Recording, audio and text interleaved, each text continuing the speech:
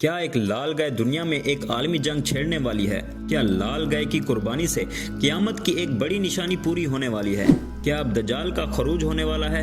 کیا اب لال گائے کی قربانی کے بعد مسجد اقصی کی جگہ پر تھرڈ ٹیمپل یعنی کہ ہیکل سلیمانی کی تعمیر ہونے والی ہے؟ یہ وہ سوالات ہیں جو آج کل پوری دنیا میں پوچھے جا رہے ہیں، جس کی وجہ امریکہ سے 5 سرخ بچڑے مقبوضہ فلسطین لایا جانا ہے۔ ناظرین، حماس نے ایک ویڈیو پیغام جاری کیا جس میں ابو عبیدہ نے فلسطین پر حملے کے ساتھ ساتھ امریکہ سے سرخ بچڑے کے لائے جانے کا بھی ذکر کیا۔ ابو عبیدہ اس ویڈیو پیغام میں اس یہودی گروہ کی طرف اشارہ دے رہے تھے جن کے مطابق تھرڈ ٹیمپل یعنی کہ ہیکل سلیمانی کی تعمیر کے لیے لال گائے کی قربانی دینا ضروری ہے۔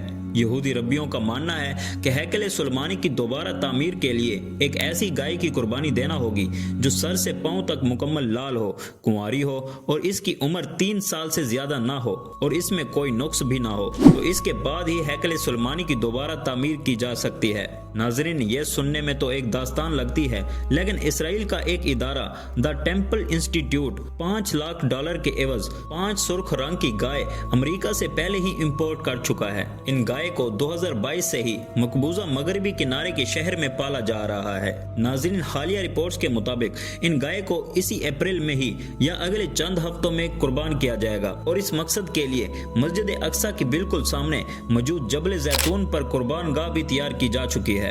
یہودی گروہ کا یہ کہنا ہے کہ ان کو پاک کرنے کے لیے گائے کی قربانی دینا ضروری ہے۔ گائے کو قربان کر کے پھر ان کو جلایا جائے گا اور پھر اس کی راکھ کو پانی میں ملا کر اس یہودی گروہ کو پاک کیا جائے گا جو ہیکل سلیمانی کی تعمیر کرے گا۔ کچھ یہودیوں اور عیسائیوں کو یقین ہے کہ ہیکل کی تعمیر کے بعد مسیحا کی واپسی ہوگی اور قیامت سے پہلے اچھائی اور برائی میں آخری جنگ چھڑ جائے گی۔